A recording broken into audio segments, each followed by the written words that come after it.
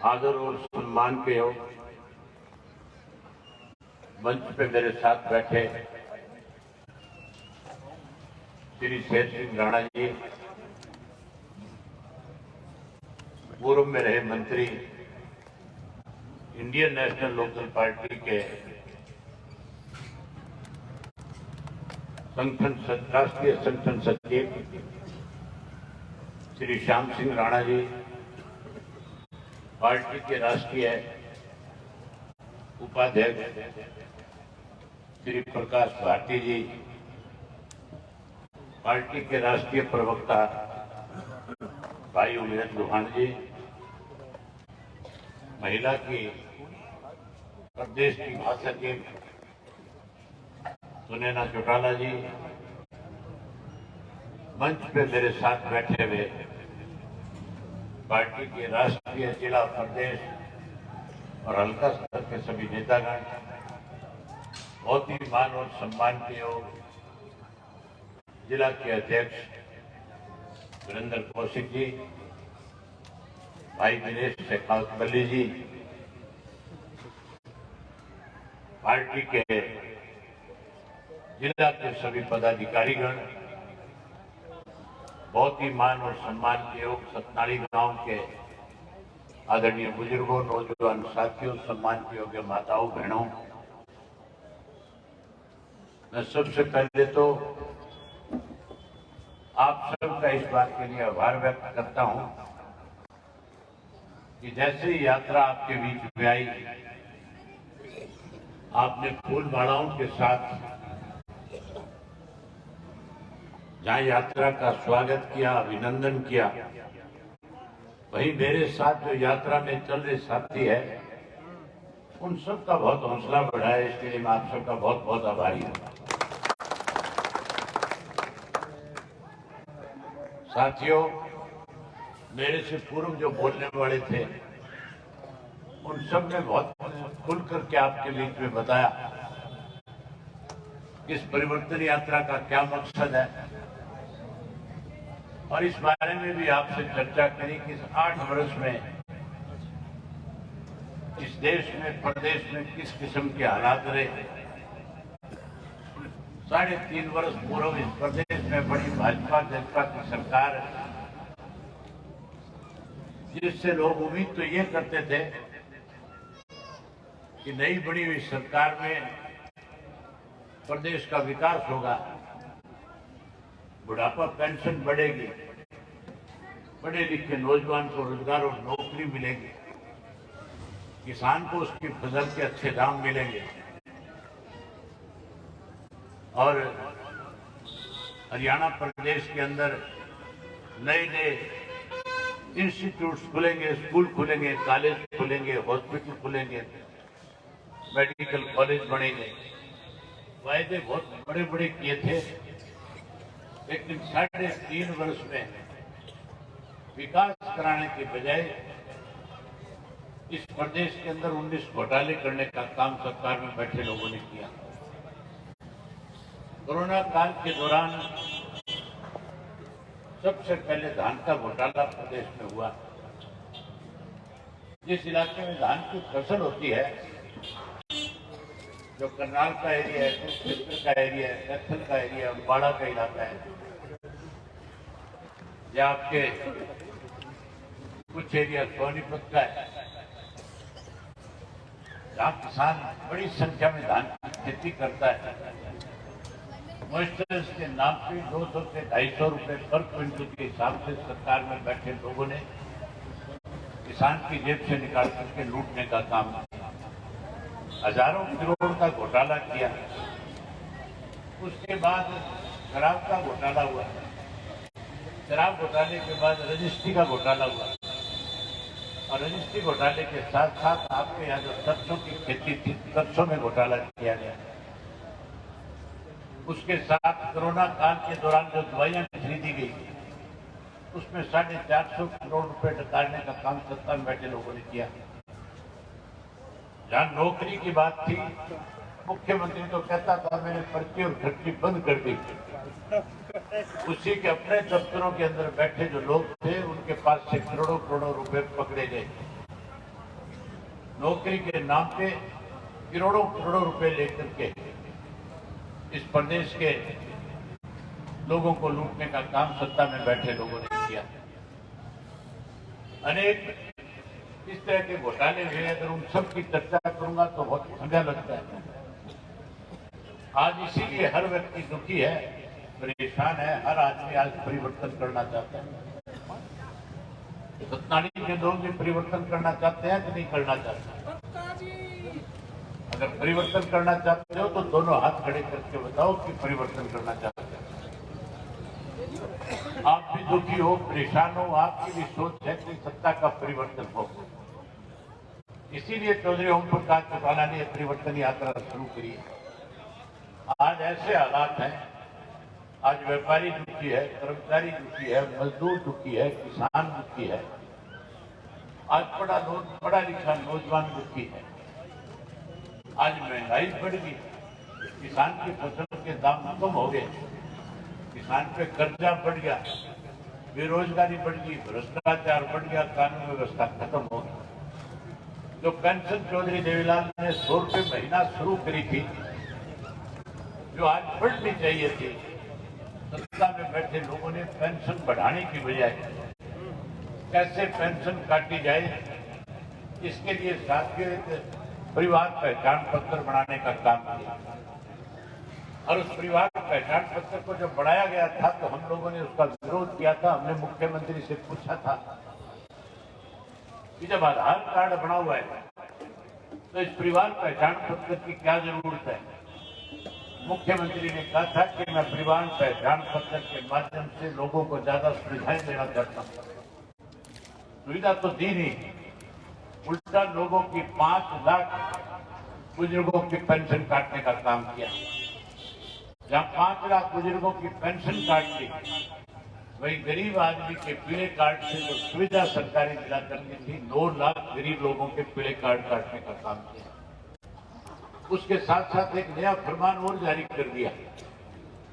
अब कहते हैं कि जिसके पास आधार कार्ड है वो पैन कार्ड बनवाएगा, और पैन कार्ड आधार कार्ड दोनों को लिंक कराओ। हमने पूछा इसकी क्या जरूरत है, तो जवाब नहीं था।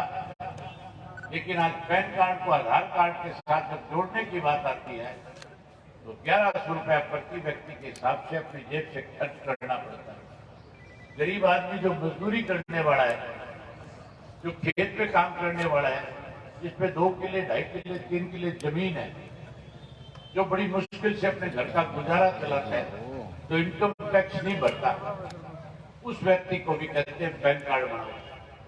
आज पैन कार्ड के नाम के ऊपर भी आपकी जेब से 5-6 हजार रुपया पर परिवार के हिसाब से लेने का काम सरकार में बैठे लोग कर रहे हैं। लूट मचा रखी है। आज हर डिपार्टमेंट में, मेरे से पहले सरपंचों का जिक्र श्री शेर सिंह जी ने किया था। आज तो चुनी पंचायत के लोग जो है, जो सरपंच है, वो भी सरकार के खिलाफ लामबंद है, क्योंकि उनके अधिकार कम कर दिए। अरे मुख्यमंत्री 3 दिन से लगातार भिवानी जिले का दौरा कर रहा है, गांव के अंदर दरबार लगाता है, गांव के अंदर लोगों से मिलता है, पूछता है समस्याएं बताओ। लोग जब उनके सामने अपनी समस्या रखते हैं तो समस्याएं सुनने की बजाय कहता है नारा लगाओ भारत माता की जय, जैसे भारत माता के ठेकेदार केवल और केवल नारा लगा करके कहीं अपनी बात खत्म करना चाहते हैं। आज जो सरपंच के अधिकार थे, आज उनके अधिकार कम कर दिए। शेर सिंह जी कह रहे थे जब आपका राज बने, जब गठबंधन की सरकार बने तो सबसे पहले सरपंचों को अधिकार दिए जाए।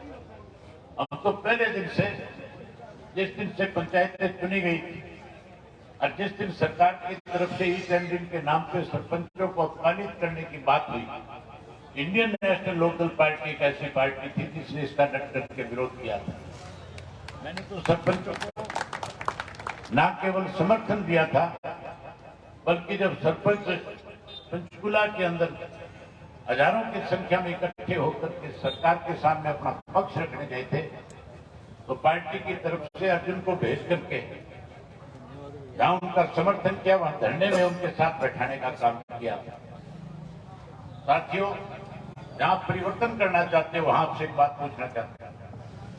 आने वाले समय में जब आप परिवर्तन करोगे, आज जो बात मैं आपके बीच में कह करके जाऊंगा, क्या आप हमारी बात पे विश्वास और भरोसा करोगे?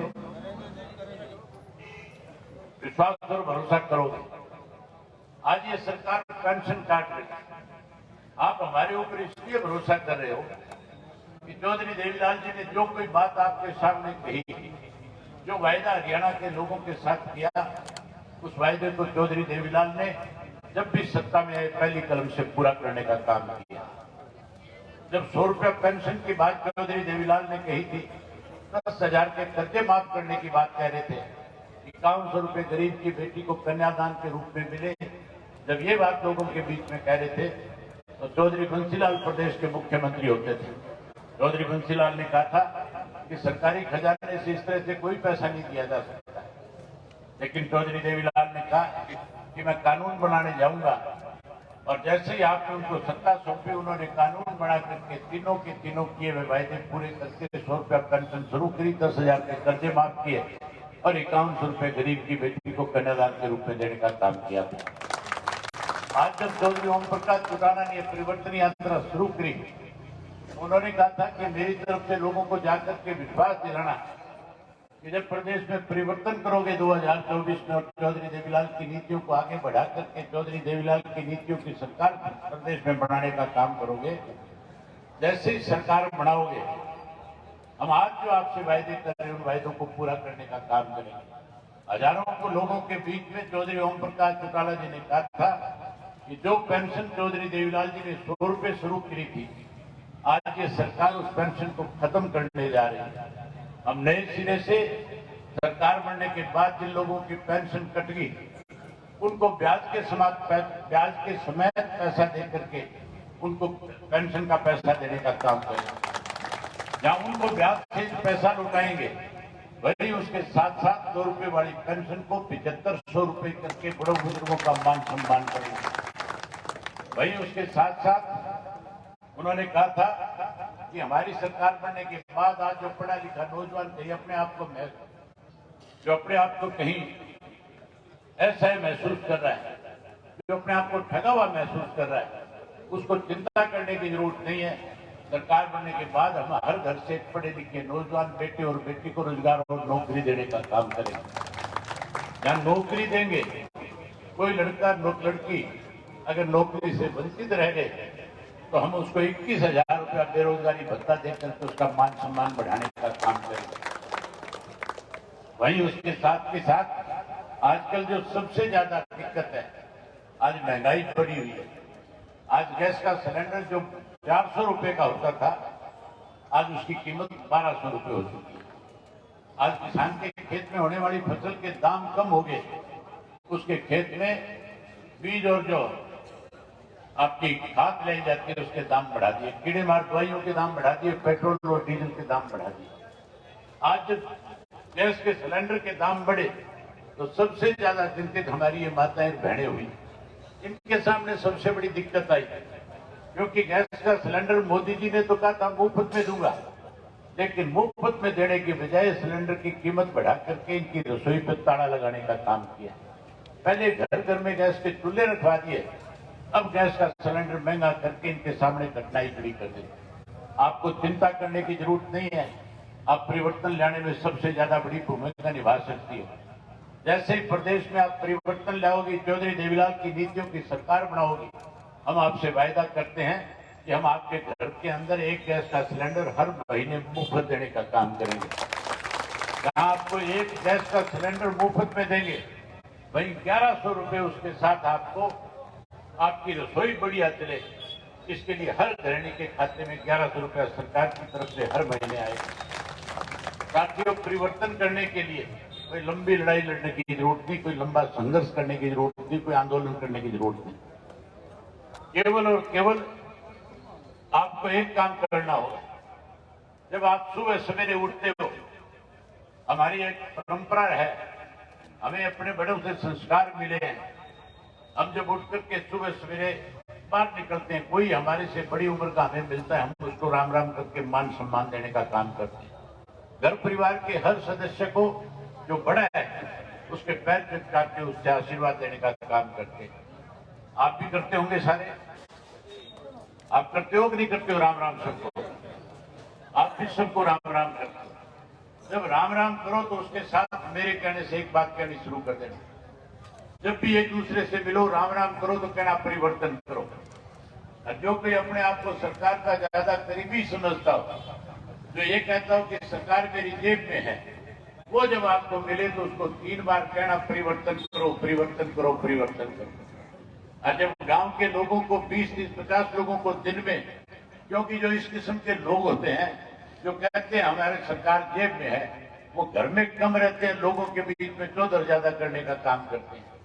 जब भी आपको मिले उसको 3 बार ये बात जरूर कह दो। जब 3 बार एक आदमी 3 बार कहेगा, दिन में 20-30 लोगों को मिलेगा तो 50-100 बार उसके कान में ये बात जाएगी।